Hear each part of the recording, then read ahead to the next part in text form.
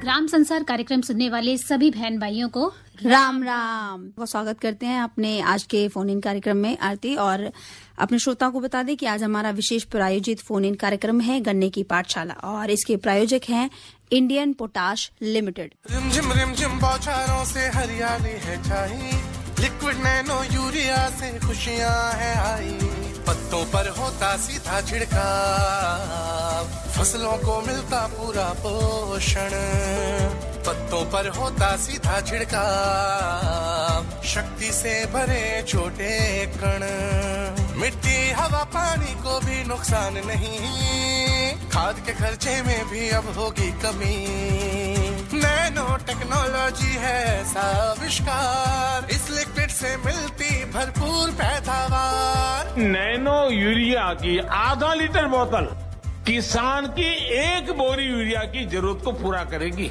कितना खर्चा कम हो जाएगा ट्रांसपोर्टेशन का, बाकी सब चीजों का। छोटे किसानों के लिए ये कितना बड़ा संबल है। नैनो यूरिया लिक्विड आपके नजदीकी प्रधानमंत्री किसान समृद्धि केंद्रों, सहकारी समितियों एवं खाद्य विक्रेताओं के पास उपलब्ध है। तो चलिए श्रोताओं कार्यक्रम को आगे बढ़ाते हैं और अपने श्रोताओं को बता दें कि आज का हमारा जो फोन इन कार्यक्रम है गन्ने की पाठशाला और इसका विषय है शरदकालीन गन्ने की उन्नत किस्में और बिजाई। और आज के हमारे स्टूडियो में आमंत्रित विशेषज्ञ हैं डॉक्टर विकास कुमार मलिक। आप गन्ना विशेषज्ञ हैं, कृषि विज्ञान केंद्र बागपत।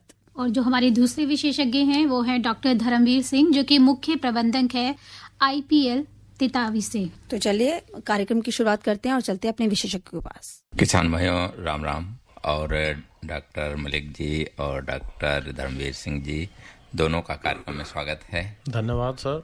और जैसा आज का विषय है कि शरदकालीन गन्ने की उन्नत किस्में और बिजाई, तो जब तक हमारे किसान भाइयों के फोन आते हैं तब तक आपसे ये जानते हैं कि जो शरदकालीन बिजाई होती है तो उसका सही समय क्या है। बहुत अच्छा प्रश्न है कि जो हमारी शरदकालीन गन्ने की बुआई है उसका सही समय क्या है। और जो किसान भाई हमारे यहाँ गन्ने की बुआई करते हैं उसमें कुछ त्रुटियां रह जाती है, जिस कारण से जो शरदकालीन गन्ना है उसका जो वांछित उत्पादन है वो नहीं ले पाते जी। तो इसलिए किसान भाइयों मैं आपको यह अवगत कराना चाहूंगा कि जो हमारी शरदकालीन गन्ने की बुआई है उसमें हम सितंबर के प्रथम सप्ताह से लेके और अक्टूबर के मध्य तक यदि हम उसकी बुआई करते हैं तो हमें सर्वोत्तम उत्पादन प्राप्त होगा और थोड़ा सा परिवर्तन जो हमारी परिस्थिति है उसके अनुसार होगा। तो इन परिस्थितियों का किस प्रकार से आकलन करें किसान भाइयों, इसका आकलन इस प्रकार से होगा कि जो हमारी सर्दी है, रात्रि का जो तापमान है जब वो डाउन कम जाने लगता है तो हमारी गन्ने की जमाव और बढ़भार दोनों प्रभावित होने लगती है। इसलिए यदि हम सितंबर में गन्ना बोते हैं तो उसको जमाव करने के लिए जो अनुकूल तापमान लगभग 28-30 डिग्री तक का उसको तापमान चाहिए, वो उसको ऑप्टिमम टेम्परेचर उसको मिलता है, जिस कारण से वो सितंबर का बोआ हुआ गन्ना नवंबर तक अपना जमाव प्रक्रिया पूरी करके फुटाव के प्रक्रिया में परिवर्तित होना शुरू हो जाता है। जी डॉक्टर साहब बिल्कुल आपने सही बताया, लेकिन एक किसान भाई का फोन है, वो क्या जानना चाहते हैं आपसे, उनका फोन लेते हैं। हेलो। राम राम जी। राम राम जी। धर्मपाल है जी, जिला में पड़े। जी धर्मपाल जी, क्या सवाल है आपका? मेरा सवाल ये है 120 वर्ष क्या चारा जी यार एक बीज है, लड़की का कांदा बारीक पड़ गया, कौन सी ऐसी दवा है कि उसका कांदा मजबूत हो जाए? जी मलिक साहब, पहली तो मैं आपसे एक जानकारी लेना चाहूंगा कि ये जो आपने गन्ना 238 का बताया है जो पतला पड़ रहा है, ये नीचे से ही पतला है या ऊपर जाके गोब की तरफ जाके पतला हो जाता है? नीचे से ही पतला हो गया कांदा। अच्छा पतला अच्छा। आपने दो कुंड के बीच की दूरी कितनी रख रखी है? एक लाइन से दूसरे लाइन के बीच की दूरी 30 इंच की है। अच्छा, गन्ना कब बुआई की थी? गन्ने की बुआई करी थी जी, थोड़ी के बाद करी थी जी, गेहूं कटने के बाद। और पौधा गन्ना है, पहले आपने जमीन की सोयल भूमि की जांच भी कराई, कुछ सोयल टेस्टिंग वगैरह कुछ कराई? जांच जो कुछ नहीं करवाई साहब जी, बस पहले खाद खारी जगह 2 किलो बीज था जी, और फिर 10 किलो का बिगा जी, और गया फिर तो दवाई के बाद चल गया। अच्छा, मैं बेसिक जानकारी इसलिए आपसे ली है क्योंकि पूरा सिनेरियो गन्ने की मोटाई का ही सबसे महत्वपूर्ण बिंदु है। गन्ने की लंबाई करना किसान के हाथ में है, लेकिन मोटाई नहीं कर पाता है, जिसको कई कारक कई प्रभावित करने वाले बिंदु है, जिसका पहला बिंदु समय है, दूसरा बिंदु दूरी है, तीसरा बिंदु खाद की मात्रा है। सारी चीजें प्रभावित करती है। यदि हमारे खेतों में लगातार एक ही वैरायटी बार बार उगाई जाती है तो भी प्रभावित होती है। 38 ही वैरायटी लगातार हम लगाते हुए आ रहे हैं तो कुछ समय बाद उसमें गन्ना उतना स्वस्थ पैदा नहीं होता जितना पहले सालों में हुआ है ना। एक तो आप उसमें प्रयास करो, जिस खेत में पहले से आप 38 लगा रहे हैं उसमें अब की बार पौधा पेड़ी दूसरी अन्य प्रजाति का, चाहे 118 का लो, चाहे 15-023 का लो, चाहे 14-201 का लो, चाहे 13-235 का लो, 2 साल तक आप इन प्रजातियों को लगाएंगे तो निश्चित तौर पर उसके बाद पुनः यदि 38 भी लगाते हैं तो उसका भी गन्ना मोटा होगा। दूसरा, आप थोड़ी दूरी में भी परिवर्तन करें। दूरी 30 इंच कम होती है, 24 और 36 लगभग 2.5 फीट पर। सुन तो लो डॉक्टर साहब जी, वो हमने चोरी भी जिका भी बोल के क्या बंदर में बहुत दिक्कत आवे। जी जी जी, हमने नदी करके क्या दो खूड ले गए छोड़ दिया जी, वो बात बड़ी नहीं, बंधन में बहुत परेशानी नहीं। वो 2 कूंड होने के बाद एक छोड़ दिया वे तो आपस में बंध ही जाते हैं आराम से। अजी नहीं बंद तो जा में बेचारे को ग्वाल की पड़ी है उसमें वो गाय जार देने भाग्य। अच्छा, वो अलग समस्या है। लेकिन मैं फिर भी यही कहना चाहूंगा कि आप यदि थोड़ा, क्योंकि गन्ने की मोटाई की बात हम कर रहे हैं, आपको ये दवाई बता दो जिससे कुछ गन्ना भूल गया। दवाइयों से चीजें परिवर्तन करने पे क्यों आप इतने आश्वस्त हैं कि दवाइयों से गन्ना मोटा हो जाए? यदि ऐसा संभव होता तो बहुत सारी ऐसी चीजें हैं कि हम दवाइयों से ही कर लेते हैं। फिर तो हम ट्रे में गन्ना बो के और दवाइयों से उनका मोटा करके वहीं से पैदा कर लेते, फिर इतनी दूरी की भी आवश्यकता नहीं थी। देखो, जो कोई दवाइयाँ उसके साथ काम करती हैं मोटा करने के लिए, खाद काम करते हैं और मोटा करने के लिए दूरी काम करती है। मैं एक सिनेरियो समझाता हूँ आपको, थोड़ा सा समझने का प्रयास करना। गन्ने में हर एक पत्ती एक पोरी का निर्माण करती है, हर एक पत्ती एक पोरी का निर्माण करती है, सीधा सा सिद्धांत है। और हमने किताबों में जो पढ़ा है वो पढ़ा है सोर्स सिंक रिलेशनशिप। जितनी स्वस्थ चौड़ी लंबी पत्ती होगी उतनी ही मोटी पोरी बनेगी, उतनी ही लंबी पोरी बनेगी। अब जब हमने वहां पर उस पत्ती को कम दूरी के कूंड बना दिए तो वो पत्ती ना तो लंबी हो पाई ना चौड़ी हो पाई। और ये लंबी और चौड़ी नहीं हो पाई, पत्ती जीवन चक्र जो उसको अपना 40-45 दिन में पूरा करना था वो उसने अपना जीवन चक्र 25 दिन में पूरा कर लिया, 30 दिन में पूरा कर दिया। तो 30 दिन में जब जीवन चक्र पूरा हो गया तो वह पूरा भोजन नहीं बना पाई, इसलिए वह पत्ती, वो पोरी उतनी मोटी नहीं हो पाती है। जब दूरी बढ़ाएंगे, दूरी बढ़ाने में समस्याएं हैं। मैं मानता हूं कि भाई जब आप ट्रेंच में जाएंगे तो आपको यंत्र भी बदलने पड़ेंगे, उसमें बीच में खरपतवार होंगे, निराई गुड़ाई में भी समस्याएं आएगी। लेकिन निश्चित तौर पर मैं कह सकता हूं कि गन्ने की मोटाई आपके और उत्पादन में कोई प्रतिकूल प्रभाव नहीं पड़ेगा। गन्ना मोटा होगा और निश्चित रूप से लाभ मिलेगा उसको। बाबू जी मैं आपको बात बताऊं जी, उसी 3 नंबर में ये है जी, 3 नंबर में 18 का कांदा और कभी दुना हिसाब रहा है जी, मोटाई नदी लंबाई नदी जी, और जी है दुना मोटा वो चीज पर वो क्या वो जी। आप उसमें पहले तो प्रजाति बदलो, पहले से आप 38 लगाते हुए आ रहे हैं है ना, प्रजाति बदल के फिर आप उसको लगाओ तो निश्चित रूप से लाभ मिलेगा। धन्यवाद। ठीक है धर्मपाल जी, फोन करने के लिए आपका बहुत बहुत धन्यवाद। डॉक्टर साहब एक और किसान भाई का फोन लेते हैं। हेलो जी, नमस्कार। नमस्कार जी। हाँ, मैं लखनऊ उत्तर प्रदेश से राजा बात कर रहा हूँ जी। मैं डॉक्टर साहब से जानना चाहता हूँ कि जैसे मेरे गन्ना लगा हुआ है तो गन्ने में जो है एक लाल मतलब निशान लाइन बन जाती है, उसकी वजह से जब गन्ने को बीच से फाड़ो तो उसमें लाल लाल से गुदा ऐसा निकलता है और पूरी लाइन बनी रहती है। लखनऊ में आपने गन्ना कहाँ पर लगाया हुआ है? जी, अपने खेतों में लगाया हुआ है। कौन सा गन्ना लगाया है? ये लोहाटन लगा हुआ है। जो आपने गन्ना बताई है समस्याएं, उसमें 2 प्रकार के लक्षण मैं आपसे पूछना चाहूंगा। जैसे जो हमारी पत्ती होती है, पत्ती के बीच में सफेद धारी होती है जिसको हम मिडरिप बोलते हैं, उस मिडरिप में लाल रंग के धब्बे बनते हैं। जो हमारा ये लक्षण है ये रेड रोट के लक्षण प्रारंभ हो जाते हैं और रेड रोट का प्रकोप उत्तर प्रदेश में काफी जनपद में अब देखने को मिल रहा है। तो इस प्रकार के लक्षण यदि किसी खेत में दिखाई देते हैं तो आप निश्चित रूप से उस खेत में पहले तो ये है कि आप पहले से ही बीज को उपचारित करके बोएं, कार्बनडाजिम या थायोफिनेट मिथाइल से आप उसको उपचारित करके बोएं। दूसरा, ऐसे प्रभावित गन्ने को जिसमें क्लम्प में ज्यादा गन्ने हो जाते हैं उनको उखाड़ कर खेत से बाहर निकाल दें और वहां पर थायोफिनेट मिथाइल की ड्रेंचिंग करें, खूब अच्छे से पौधे को तर कर दें, जो उसके आसपास के पौधे हैं उनको भी, और जहां पर से वो क्लम्प उखाड़ा है वहां पर, क्योंकि रेड रोट की समस्याएं दिन प्रतिदिन उत्तर प्रदेश में कहीं न कहीं हमारे गन्ने को प्रभावित कर रही है। जी डॉक्टर धर्मवीर जी, आप कुछ इस पे कहना चाह रहे हैं? जी, तो डॉक्टर साहब मैं ये कहना चाह रहा हूँ, पहले तो ये पूर्वी उत्तर प्रदेश की समस्या थी रेड रोट की जी। अब पश्चिमी उत्तर प्रदेश में भी काफी मात्रा में ये दिखाई दे रहा है। हमारी तिताबी चीनी मिल में भी हमने कई खेत देखे हैं जहाँ पेस्ट टाइप में ये सिम्टम दिखाई दिए हैं। उधर देवबंद में भी, उधर जो है खतौली में भी, उधर जो है शामली में भी अब ये आहिस्ता आहिस्ता पांव पसार रहा है। जी। तो इसलिए हमें इससे सचेत रहना पड़ेगा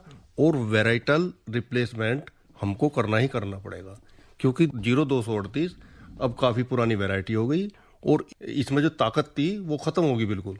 अभी एक किसान भाई का फोन आया था कि मेरा गन्ना पतला पड़ रहा, तो ये अब उतनी शक्तिशाली नहीं रही जितनी अब नई वैरायटी है।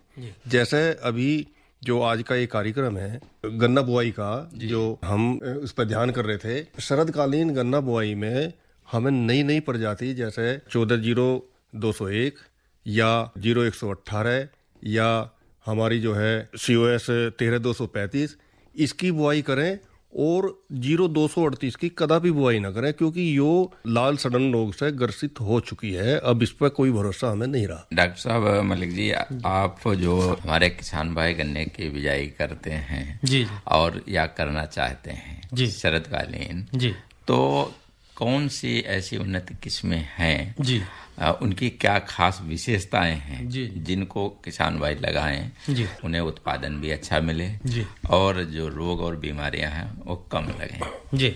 जो इस समय बुआई के लिए हमारे पश्चिम उत्तर प्रदेश की बात करूं, यहाँ पर जो अगेती ज्यादातर वही किस्म प्रीफर की जा रही है कि ये किस्में जिसमें जैसे 0238 वैरायटी कहीं न कहीं लाल सड़न रोग से प्रभावित होनी प्रारंभ हो गई है, लेकिन इस वैरायटी का क्षेत्रफल अब भी हमारे पूरे उत्तर प्रदेश में सर्वाधिक है, सबसे ज्यादा है। इसको कुछ हद तक हमें परिवर्तित करना होगा ताकि हम इस वैरायटी के स्थान पर दूसरी वैरायटियों के विकल्प भी अपने पास रखें, जिसमें सबसे पहले मैं बात करूं कि जो वैरायटियां हमारे पास अवेलेबल है, जो ऑलरेडी रिलीज्ड वैरायटियां हैं, पहले तो मैं किसान भाइयों से निवेदन करूंगा कि कोई भी ऐसी प्रजाति की बुआई ना करें जो रिलीज वैरायटी ना हो, क्योंकि भविष्य में उसमें किस प्रकार की समस्या हमारे सामने आ जाए, उस प्रकार के समस्या के समाधान के लिए हमारे पास कोई विकल्प ना हो। तो इसलिए पहले तो निवेदन यही है कि रिलीज वैरायटियों का प्रयोग करें। और सबसे पहले मैं 4-5 वैरायटियों के विकल्प आपको बताता हूं जो ऑलरेडी चली हुई है, जो हम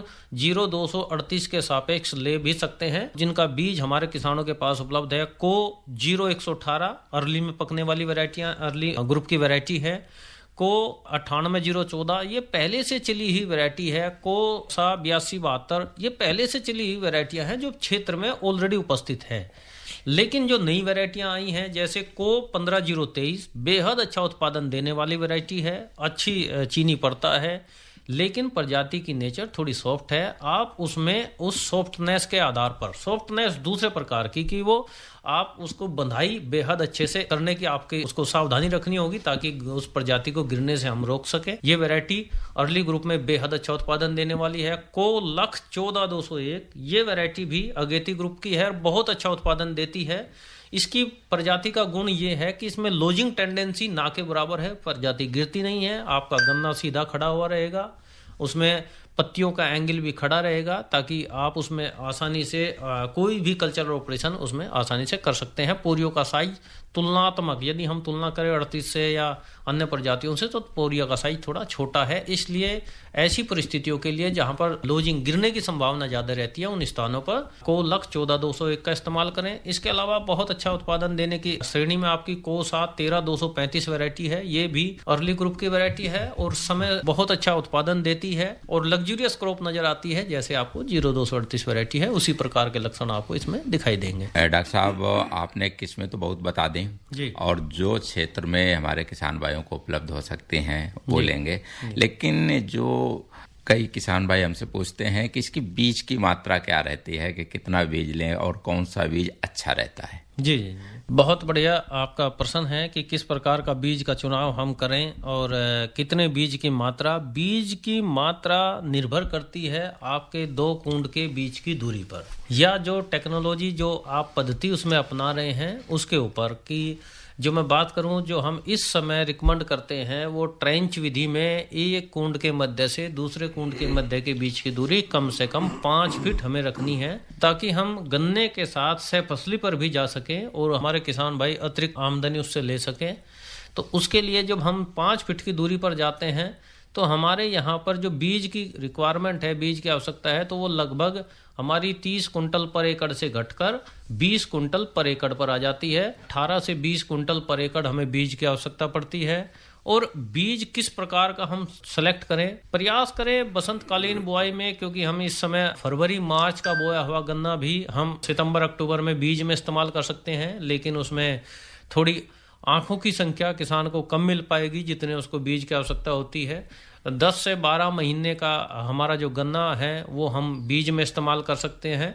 तो इस प्रकार हम बीज में इस्तेमाल करें। यदि हमें किन्हीं परिस्थिति से हमारे पास पौधा गन्ना उपलब्ध नहीं है, हम पेड़ी गन्ने का भी इस्तेमाल करते हैं। पहले तो वस्तुतः प्रयास करें पौधे गन्ने का, लेकिन यदि ऐसी परिस्थिति है कि हम उसमें पौधे गन्ने के बीज की उपलब्धता नहीं हो पा रही है, तो ऐसी दशा के लिए आप उसमें ऊपर का 1/3 हिस्सा बीज में इस्तेमाल करें, नीचे का 2/3 हिस्सा आप उसको अपने अन्य कार्य के लिए इस्तेमाल करें। जी डॉक्टर साहब, बिल्कुल बीज के लिए गन्ने का जो ऊपरी हिस्सा है सबसे ज्यादा उपयुक्त होता है, क्योंकि उससे अच्छा जमाव मिलता है। और डॉक्टर साहब, हम बात कर रहे थे गन्ने की बीज के बारे में जी। तो बीज जैसे बताया कि किसान भाई ले सकते हैं 1 साल पुराना भी, और जो उसका अच्छा बीज रहता है। लेकिन हमारे बहुत से किसान भाई ऐसे हैं कि एक दूसरे से भी बीज ले लेते हैं जी, और कुछ चीनी मिल भी बीज उपलब्ध कराते हैं जी। तो वो किस तरीके से किसान भाई लें या उन्हें कैसे उपलब्ध होता है? बहुत अच्छा प्रश्न आपने किया है कि जो हमारे किसान भाई प्रगतिशील कृषक है वो कुछ गन्ना विभाग के माध्यम से नर्सरी बीज का उत्पादन करते हैं। गन्ने में भी जो हमारी अन्य फसलें हैं उसी प्रकार से बीज उत्पादन किया जाता है। न्यूक्लियस सीड आता है, ब्रीडर सीड आता है, फाउंडेशन सीड आता है। तो ऐसे ही गन्ने में हमारा न्यूक्लियस सीड होता है, ब्रीडर सीड होता है, उससे फिर हमारी नर्सरियां डेवलप होती हैं। और जो ये नर्सरियां हम बनाते हैं जो सर्टिफिकेशन के लेवल पे आती है, तो उसके माध्यम से हमारे जो गन्ना विभाग है उसके सुपरविजन में वो नर्सरियां वहाँ पे डेवलप की जाती है। और ये नर्सरियां मील के फार्म पे भी होती हैं, और हमारे जो प्रगतिशील कृषक हैं उनके यहाँ पर भी वो गन्ना विभाग के माध्यम से नर्सरियां वो नई प्रजातियों के बीज वहाँ पर उपलब्ध कराए जाते हैं। यानी गन्ना विशेषज्ञ की देखरेख में, गन्ना विशेषज्ञ की देखरेख में वो बीज उत्पादन किया जाता है। जी डॉक्टर साहब, एक किसान भाई का फोन लेते हैं। हेलो। नमस्कार जी। नमस्कार। हाँ, क्या नाम है आपका? धर्मपाल है जी। जी धर्मपाल जी, क्या सवाल पूछना चाह रहे हैं? डॉक्टर साहब से करवा दो 2 बात है। डॉक्टर साहब से बात हो रही है, आप अपना सवाल पूछो। जी जी जी। ये 3 घंटे को जाएगा जी, और वो समय दुकान में मिल जाएगा। अच्छा अच्छा।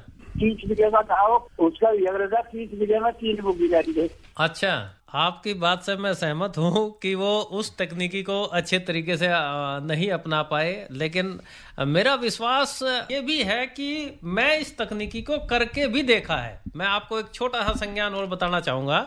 आपने बड़ा अच्छा एक वक्तव्य मेरे सामने रखा है कि भाई उन्होंने किया है तो उनके 30 कुंटल या 3 बुग्गी गन्ने हुए हैं। परिस्थितियों के अनुसार यदि चीजों में परिवर्तन नहीं करेंगे तो उत्पादन उस स्तर पर नहीं पहुंचेगा। और मैं इसका एक प्रत्यक्ष उदाहरण आपको ये देना चाहूंगा कि मैं यहाँ जो फिलहाल वर्तमान में बागपत में कार्यरत हूँ, इससे पहले मैं शामली में 5 साल कार्यरत रहा हूँ।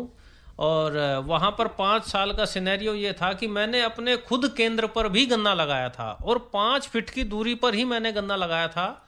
और वो 5 फीट की दूरी में 6 प्रजातियां मैंने किसानों के लिए लगाई थी। और ऐसा मैं एक उदाहरण नहीं, ऐसे हमारे पास शामली जनपद के ही नहीं, मुजफ्फरनगर जनपद के, बिजनौर जनपद के, शामली के, सहारनपुर के, आपके बागपत के, हर जगह के किसान हैं।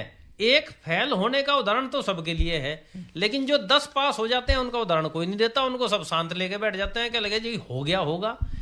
मैं इसलिए आश्वस्त हूं, ये विधि निश्चित तौर पर समय अनुसार, आज तक हमने रेजर जो खरीदे थे एक बार वही हम इस्तेमाल कर रहे हैं, चाहे शरदकालीन गन्ना बुआई करना हो, चाहे बसंतकालीन बुआई करना हो, चाहे गेहूं काटने के बाद बुआई करना हो। लेकिन मेरा जो अनुभव है वो ये कहता है समय अनुसार दूरी परिवर्तन अवश्य करें। यदि आप सितंबर में गन्ना बो रहे हैं तो दूरी अलग होगी, फरवरी मार्च में बो रहे हैं दूरी अलग होगी, गेहूं काटने के बाद है दूरी अलग होगी।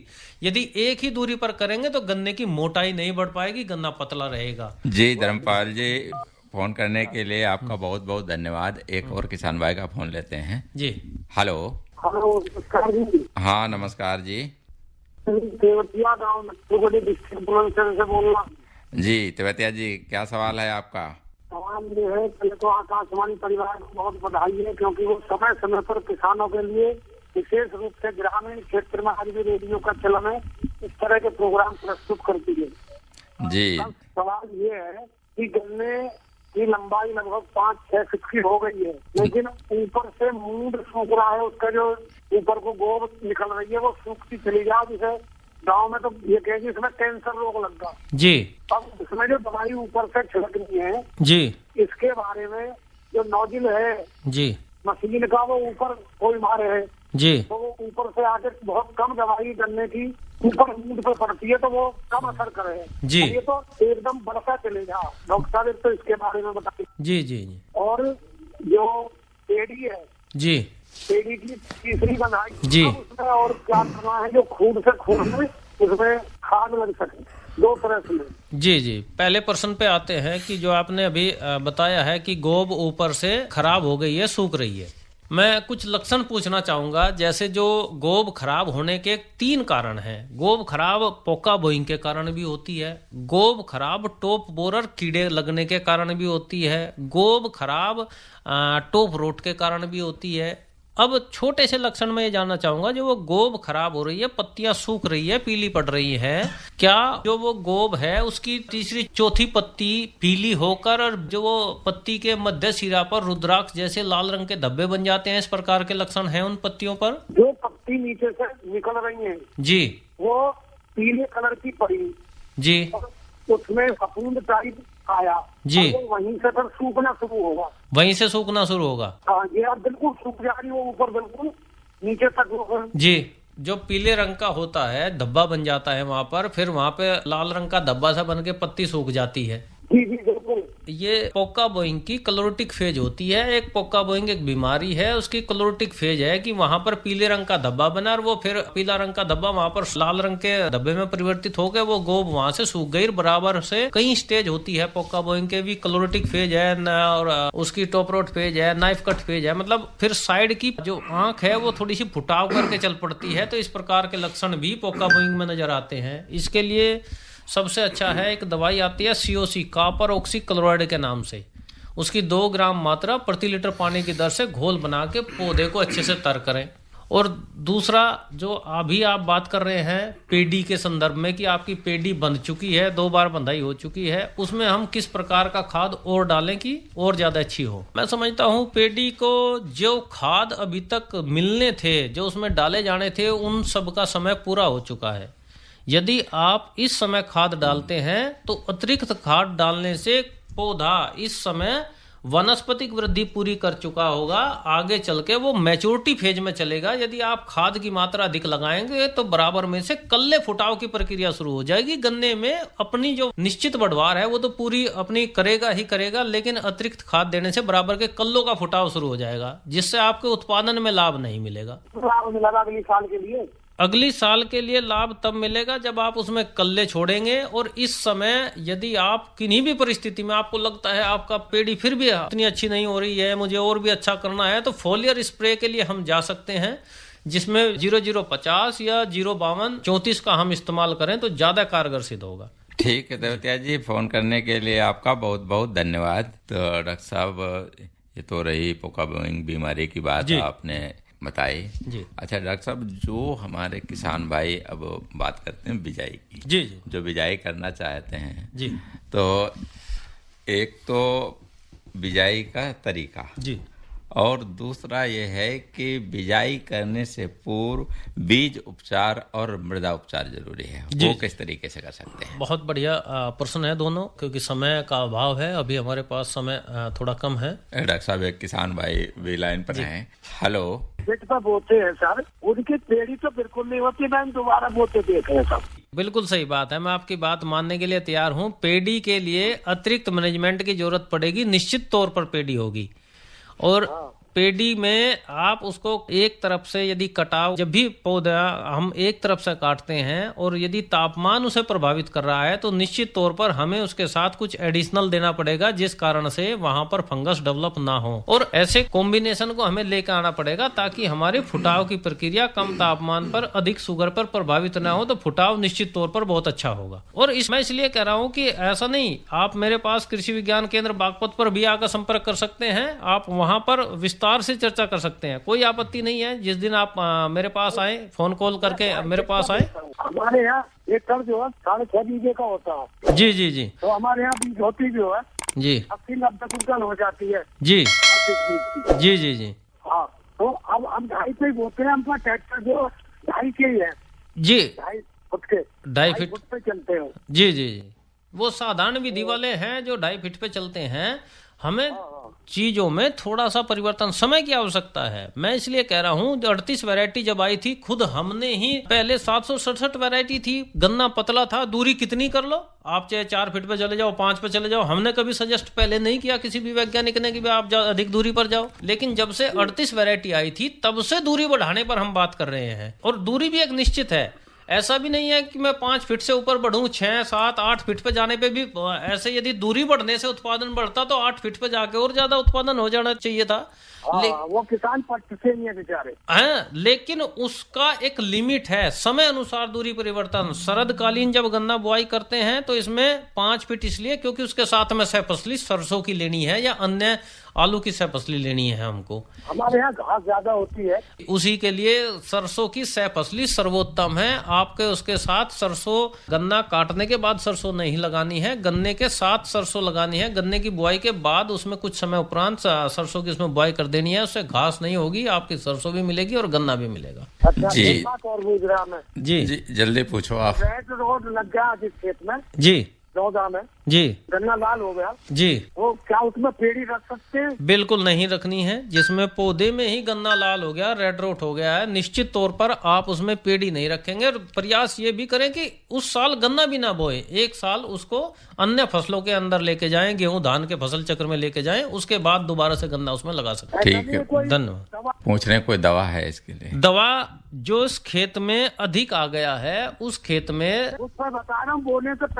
बोने से पहले आप हर खेत में प्रयास करें। आज का समय की आवश्यकता है, अभी हम उस पर भी चर्चा करने वाले हैं कि भूमि शोधन जो बात की गई है वो ट्राइकोडर्मा से भूमि शोधन की बात की गई है। वो केवल रेड रोट को रोकने के लिए ही भूमि शोधन की बात है कि यदि हम उसमें गोबर की खाद में मिलाकर रेड रोट को नियंत्रित करने के लिए ट्राइकोडर्मा का इस्तेमाल करते हैं तो निश्चित तौर पर उसका लाभकारी परिणाम आपको मिलेंगे। तो खाली बुरक दिया हमने जी, खाली बुरकने से उतना अच्छा लाभ इसलिए नहीं मिल पाएगा क्योंकि वो जमीन में मिलने के लिए भी उस आवश्यकता होती है। या तो आपका लिक्विड फॉर्म में है या स्प्रे कर सकते हैं तो ज्यादा कारगर होगा।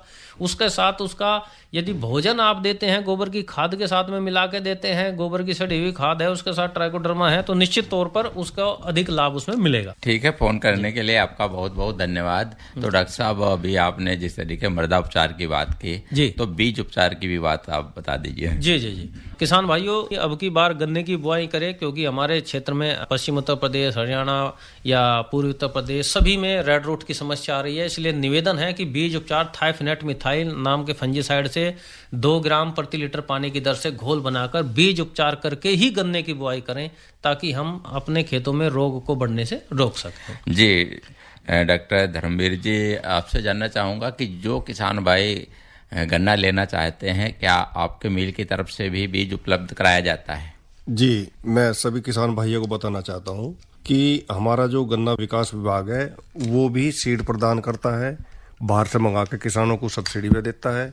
और जो हमारा गन्ना विभाग प्रदेश स्तर पर काम कर रहा है, जैसे मुजफ्फरनगर में गन्ना संस्थान है, वहाँ भी अलॉटमेंट किसानों के लिए गन्ने का किया है। जी बिल्कुल, किसान भाई चीनी मिल से भी संपर्क कर सकते हैं। अगर कोई समस्या है तो कृषि विज्ञान केंद्र के वैज्ञानिकों से भी संपर्क कर सकते हैं। डॉक्टर विकास कुमार मलिक जी और डॉक्टर धर्मवीर सिंह जी, आप हमारे कार्यक्रम में आए, बहुत अच्छी जानकारी दी, आपका बहुत बहुत धन्यवाद। हमारे आज के कार्यक्रम के प्रायोजक थे इंडियन पोटाश लिमिटेड। किसान भाइयों सुन लो मेरी बात, किसान मित्र से ना है बढ़िया खाद, IPL की किसान मित्र जैविक खाद, मुख्य सूक्ष्म तत्वों से मिट्टी को जीवंत बनाए, ठोस हो या तरल रूप में इस खाद से फसलें लहराए। फसलें तुम भरपूर उगाओ, खूब कमाओ, मौज मनाओ।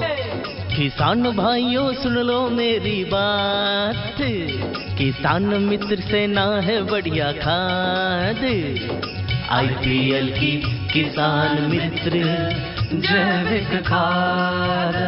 अपने खेतों में हरियाली और जीवन में खुशहाली के लिए हमेशा इस्तेमाल करें IPL की जैविक खाद किसान मित्र, जो कि उपलब्ध है रोहाना कला शुगर मिल पर। शीघ्र बुक करें। इसी के साथ हमारा आज का कार्यक्रम कृषि जगत यहीं समाप्त होता है। कार्यक्रम सुनने वाले सभी बहन भाइयों को राम राम।